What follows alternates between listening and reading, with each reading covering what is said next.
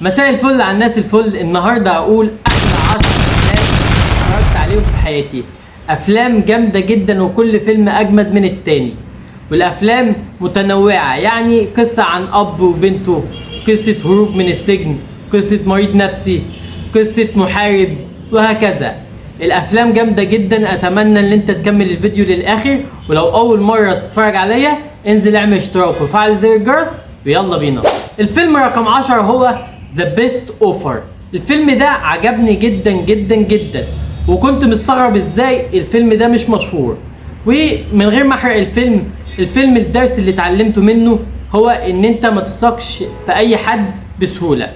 وفي مقطع عجبني جدا في الفيلم، حتى انا وانا بتفرج على الفيلم عملت سكرين شوت عشان افضل اتفرج على المقطع ده كتير.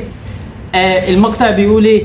ان صعب تفرق ما بين الشيء الحقيقي والشيء المزيف، ودي حقيقة على ارض الواقع. ياما ناس حوطتك كنت مفكرهم ان هم اصدقاء حقيقيين وهم اصدقاء مزيفين.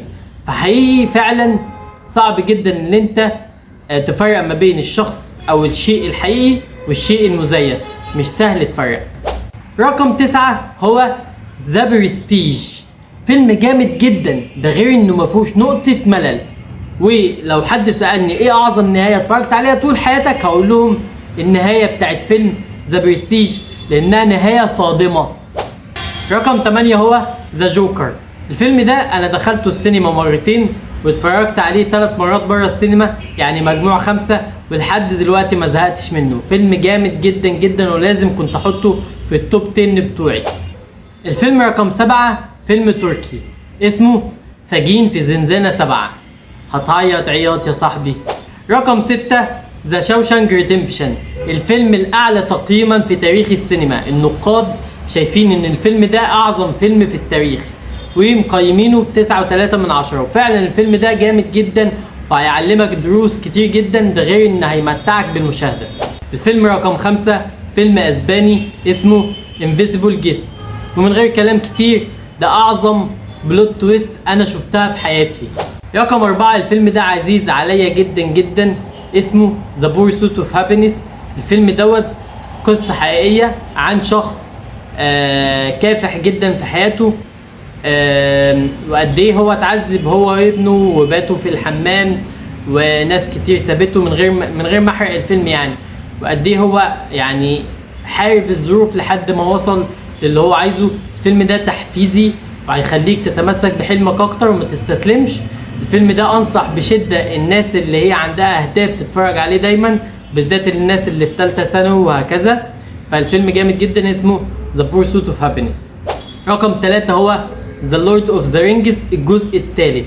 الفيلم دوت السلسله كامله هتاخدك لعالم تاني، والجزء الثالث اجمد جزء فيهم. الفيلم رقم 2 الفيلم اللي انا كنت عايز احطه نمبر 1 بس لولا اللي هو خيال علمي وكده فخليته رقم 2. الفيلم اللي لو في تعريف لكلمة ماستر بيس اللي هو التحفة الفنية هيبقى تعريفها هو انترستيلر. انترستيلر فيلم عن الفضاء وكده. الفيلم ده هتحس فيه بجميع المشاعر، هتضحك وهتعيط وهتتحمس ومش هتزهق من الفرجة عليه. الفيلم ده عزيز عليا جدا، وكل ما ببقى عايز افصل دماغي بحب اتفرج عليه. الفيلم ده يعني بجد مش عارف اوصفه. رقم 1 بقى يا جماعه هو جلاديتور. الفيلم اللي مدرب ارسنال ارتيتا قال هو برضو اعظم فيلم انا اتفرجت عليه في حياتي، واعظم فيلم انا اتفرجت عليه في حياتي هو جلاديتور. محارب وتمثيل الممثل كان جامد جدا. حقيقي انا الفيلم عجبني، وقد ايه الانسان ممكن ما يعيش في حرب، لكن عامة اصلا حياة الانسان حرب مع النفس، وحرب مع الظروف، حرب مع كل حاجة. فالفيلم جامد جدا وانصح بالمشاهدة يعني.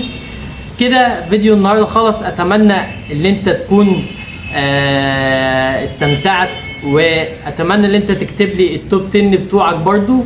متنساش تتفرج على الفيديوهات اللي فاتت، تستنى وتتفرج على الفيديوهات اللي جاية. سلام.